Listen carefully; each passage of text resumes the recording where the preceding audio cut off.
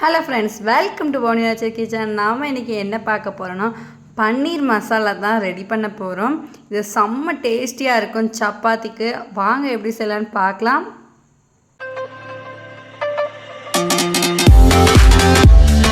First இந்த recipe பண்ணுறதுக்கு ஒரு 200 கிராம் அளவுக்கு பன்னீர் எடுத்துருக்கிறேன். 1/2 ஸ்பூன் அளவுக்கு உப்பு, 1 ஸ்பூன் மிளகாய்த்தூள், ஒரு 1/2 ஸ்பூன் அளவுக்கு கரம் மசாலா சேர்த்துட்டு நல்லா கைவிடாமல் நல்லா கலந்து விட்டுறலாம். கலந்து விட்டுட்டு ஒரு 10 நிமிஷம் நல்லா மேரினேட் ஆகட்டும்.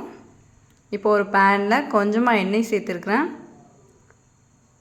இது பொரிக்கிறதுக்கு தேவையான அளவுக்கு சேர்த்துக்கோங்க. ரொம்ப சேர்க்க வேணாம், லைட்டாக நம்ம ரோஸ்ட் பண்ணி தான் எடுக்க போகிறோம். நம்ம ஊற வச்சுருக்க பன்னீரை கொஞ்சம் கொஞ்சமாக எல்லாத்தையும் போட்டு பொரித்து எடுத்துக்கிடலாம். ரொம்ப வேக வைக்கணும்னு அவசியம் இல்லை. இந்த பக்கமும் அந்த பக்கமும் நல்லா பரட்டி விட்டு லைட்டாக ரோஸ்ட் பண்ணி எடுத்தாலே போதுமானது. பாருங்கள், லைட்டாக செவந்து வந்திருக்கு. இந்த அளவுக்கு இருந்தாலே போதுமானது. இப்போ ஒரு செட்டு பொரித்து எடுத்தாச்சு. இப்போ அதை எடுத்துடலாம். பாருங்கள் எப்படி இருக்குன்னு. இப்போ இதே மாதிரியே இன்னொரு செட்டையும் பொரித்து எடுத்துடலாம்.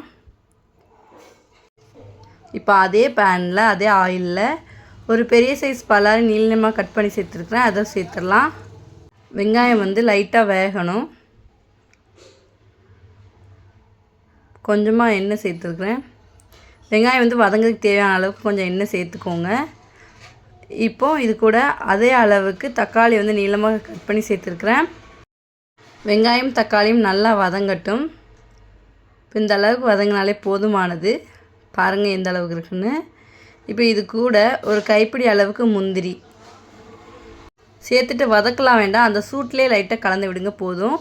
இப்போ அதை மிக்ஸி ஜாரில் சேர்த்துட்டு நல்லா பேஸ்ட் பக்குவத்துக்கு நல்லா அரைச்சி எடுத்துடலாம். இப்போ இன்னொரு பேனில் 1 ஸ்பூன் அளவுக்கு மிளகாய்த்தூள், 1/2 ஸ்பூன் மல்லித்தூள், 1/2 ஸ்பூன் கரம் மசாலா, கொஞ்சமாக மஞ்சள் தூள், ஒரு 1/4 ஸ்பூன் அளவுக்கு சேர்த்துக்கோங்க. சேர்த்துட்டு இந்த எண்ணெயில் லைட்டாக ரோஸ்ட் பண்ணி விட்டுக்கோங்க. ஃப்ளேவர் செம்மையாக இருக்கும் நம்ம ஆயிலே ஃப்ரை பண்ணும்போது மசாலாவை. இப்போ நம்ம அரைச்சி வச்சுருக்க பேஸ்ட்டை அப்படியே நம்ம உள்ளே சேர்த்துடலாம். இப்போ இந்த மசாலாவோடு சேர்த்து நல்லா வதக்கி விடலாம். நல்லா கலந்து விடுங்க. இது கூட 1 ஸ்பூன் அளவுக்கு இஞ்சி பூண்டு பேஸ்ட் சேர்த்துருக்குறேன்.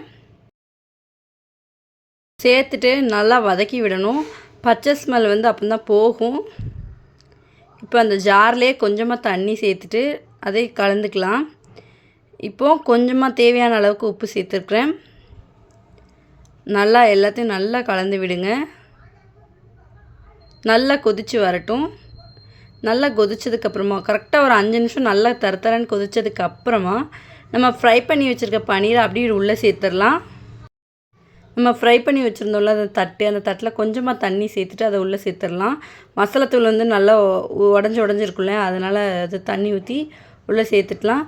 சேர்த்துட்டு நல்லா கலந்து விடுங்க. மசாலாலாம் நல்லா கலந்து ஈவனாக கலந்து வரணும்.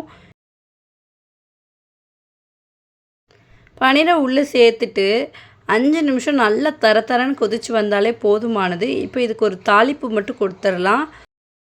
குழிக்கரண்டியில் கொஞ்சமாக எண்ணெய் சேர்த்து 1 ஸ்பூன் அளவுக்கு மிளகாய்த்தூள், ஒரு 1/4 ஸ்பூன் அளவுக்கு கரம் மசாலா சேர்த்துட்டு லைட்டாக ரோஸ்ட் ஆன உடனே அப்படி நம்ம உள்ளே சேர்த்துடலாம். இப்போ அதே இதில் கொஞ்சமாக தண்ணி சேர்த்து உள்ளே சேர்த்துட்டு கொத்தமல்லி தழை தூவி எடுத்தால் அவ்வளோதான்.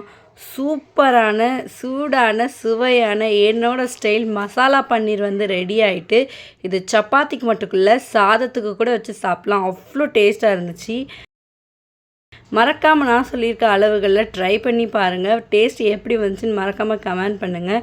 இந்த வீடியோ பிடிச்சிருக்குன்னு நினைக்கிறேன். இந்த வீடியோ பிடிச்சிருச்சுன்னா லைக் பண்ணுங்கள், ஷேர் பண்ணுங்கள். மறக்காமல் நம்ம சேனலை சப்ஸ்கிரைப் பண்ணுங்கள். இந்த மாதிரி நிறைய ரெசிபீஸ் வந்துகிட்டே இருக்குது. வெயிட் பண்ணி என்ஜாய் பண்ணுங்கள். தேங்க்ஸ் ஃபார் வாட்சிங்.